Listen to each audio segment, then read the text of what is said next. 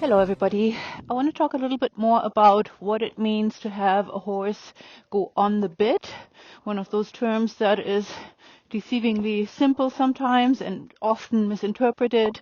And I just want to tie in a little bit with my previous video about this subject matter where I was talking about the circle of aids. And that, I will just recap really quickly, has to do with the rider's lower leg activating the horse's hind legs, creating energy back in the hind end, which will travel over the horse's back, through the rider, into the horse's front end, into his mouth, and then via the reins back into inelastic rein contact back to the rider. And so that's how the circle closes. It starts with the rider and it comes back to the rider, and then it is an ongoing loop that way, right? And the question, of course, is for many people to say, why is it even necessary to have a horse be on the bit and move, like from his, starting with the energy from his front hind end towards the front? Why can't we just let the horse go around with the head up in the air and just, who cares if the hind end and the hind legs track up and, step farther underneath the point of gravity to lift their back up? Who cares? The problem is that, well, the issue that we need to remedy, or that we have to address, is that in nature horses move freely without weight on their backs, and the vertebrae there, the structure of the horse's spine is really not very thick or very strong to start with. It's about as thick as one of our lower arms, so that's not a lot. And then the muscles up there are by nature not made or created to carry weight, not at any time, and especially not in any kind of repetitive time ways, where almost all disciplines that have, the horse as a companion to the rider in the mix, the horse has to do repeated activities, motions and movements that are having to do with the ability to carry the rider comfortably for any length of time. And then ideally, you want to build muscles in the back, you want to strengthen the hind, you want to strengthen the stomach muscles, and then of course the top line of the horse will overall change if you're riding it, or him or her, correctly. And so that's such a huge subject matter, just to say that if we are saying we're going to sit on these lovely creatures, we need to make sure that their outline and their body can absorb our weight and the requirements and of the movements that we're asking them to perform for us. And you also want to, at some point, have some kind of feeling of mutual enjoyment, and not just like, oh, this is my beast of burden for today or for this hour. You want to create a harmony and a synergy and a way of moving and enjoying each other together. And for all of those different purposes, the horse has to be, quote unquote, on the bit, on the aids, in front of the leg. You can call it many different things. But you have to, just consider that this is just a given. It's just a given if you want to be fair and kind in your, daily interactions with your horses as a rider. So the other question that comes up every once in a while is, how do I know that my horse is on the bit, right? Because a lot of times people say, well, my horse is round, quote unquote. I can see the front end, the neck shapes roundly or has a curvature to it, but I still have a hard time steering my horse or making him, go in certain patterns or, at certain gaits, collected or otherwise regular working gaits, and what that has to do with is that people don't quite understand that on the bit doesn't just have to do with the front end.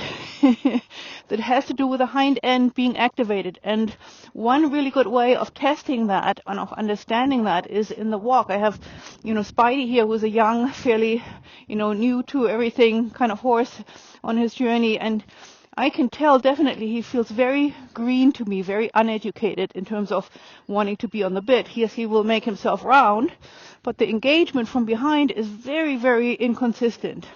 And so I start with him in the walk a lot of times and say to him, hey, look, I'm going to go and, go from shoulder to shoulder, walk a little bit, which we've already done today for quite a while. And I'm going to, caterpillar up on his reins. And I'm going to now say to him, can we navigate the patterns, or even just straight lines and curved lines? And there's the first little bit of a question mark that we're getting from him. Spidey has learned to sometimes go a little bit against the leg. So I have to always be, mindful of that. So I have to address that. We do that on a daily basis, and we just did. But that is your first actually good telltale sign that the horse is probably not properly on the bit, when you have resistance to the lower leg, right? Lower leg acceptance is one of the most important things. You can't, when you have a horse that is a little bit into the pressure, not so forward, you can't just put bigger and better spurs on and, trying all kinds of, whip punishment kind of deals to make the horse, want to go forward. That's not kind, that's not fair, that's ultimately not productive and enjoyable for anybody. And the same with the runaway horses that are by nature hot and want to, go a little bit more forward than sometimes the rider requires, and then the riders ride without legs because the horses make them feel as if they can't use their legs. And that also oftentimes leads to problems where the horse will go behind the vertical and curl up, and then, what do you do now? Because you can't use your legs, and how do you bring your horse in front of the vertical or the pole up, in other words, right? So all these different things, these problems have to do with the horse accepting the rider's leg aids, right? And so then the second part is, once you have, like right now, I think I have a pretty good medium walk here with Spidey. And so I'm going straight lines and corners, and I'm going to pay attention to whether or not his hind legs are tracking up to his front legs, so that if I were to, track this with like a kind of a sensor perhaps, or some kind of measuring device, I would notice that my horse travels on 2 tracks all of the time, or most of the time in a young horse's case, right? So in the corner, I bend him around my inside legs, and he has enough space and time to bring his fairly large body around the curved line that I'm asking him to go around. And then we're not trailing the haunches, and we're not swiveling or swirling outward either. And so that is a pretty good indication. And the other thing you can see right now as I take and give with both hands is that there is no slack in the rein most of the time, right? And that is a very nice feeling. It's, of course, with a young horse, not consistent and happening all the time, but for our stage where Cooley and I are at right now, this is actually pretty good. So we're going to ride a small circle here to see how this whole concept might translate into like perhaps a 10 or 15 meter circle. I have these little cones here in the arena that mark my little square so that I can know where I want to do what. And, that wasn't bad.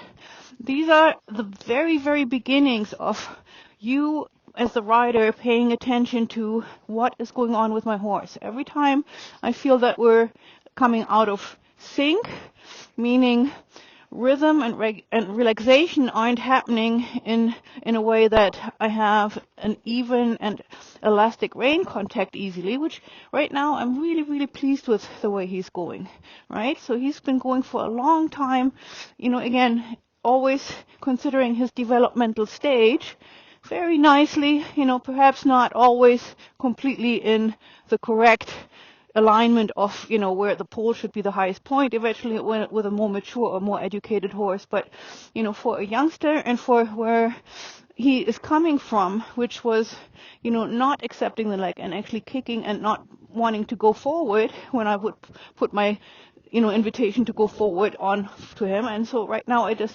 tested him just a little bit here, just to see if I cup him a little bit more, will he be happy to go, a little bit into almost a trot. Those are all tests where I say, okay, is my horse on the bit, but also on the aids, ready to move perhaps into a few steps of trot if I wanted to. Right now he's getting a little distracted. There are horses and cows in the background that he might, want to have a look at. And again, This is just the beginning part. This may look fairly easy and perhaps not very exciting to some, but once you are zooming in on your journey of correct riding and, you're starting to feel like there's a progress of, how your horse moves as you're, going into more and more detail with them. I'm going to give him a long rein here because I'm starting to feel that he's almost starting to curl a little bit, and then you pay attention to that. If the horse curls behind a little bit or starts to do that, that's a sign that there's a certain level of tiredness setting in, that they might not have the strength to go on the bit for much longer than what you have asked and what I've asked just now. That was a pretty long, very nice stretch for him. And so if your horses say, well, I can't do it that long, then watch. They might suddenly start to flick their heads up in the air, or they might just brace against the bit, or, curl behind. Some horses start grinding their teeth.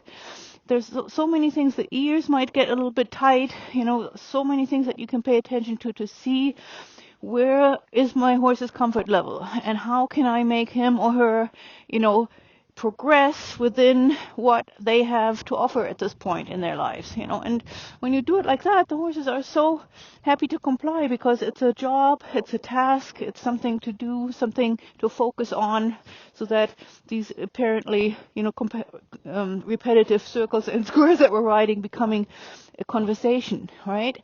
And not just a quick a little bit of this, a little bit of that, but like, how are we going to do it now? How are we going to do it now? Oh, how about this? How about that?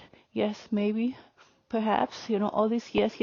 The yeses will add up more and more over time, and you will have such a happy companion that you can invite to come onto the bit rather than saying you must, and you're going to hold him down, or, you tie him down, or whatever, all these different things, draw reins, all these terrible things are unnecessary, really. If you can't have a conversation in peaceful terms about what we were just talking about, then, where's the fun, where's the fairness, where's the enjoyment and the mutual respect and trust ultimately? So I hope this was helpful. I know a lot of talking, but it's really, really important to wrap your brain around these details at some point, and then just take details in and focus on one or two or three things each time. Enjoy the ride, take often breaks and praise, and happy riding. Thanks so much. Thank you, Spidey.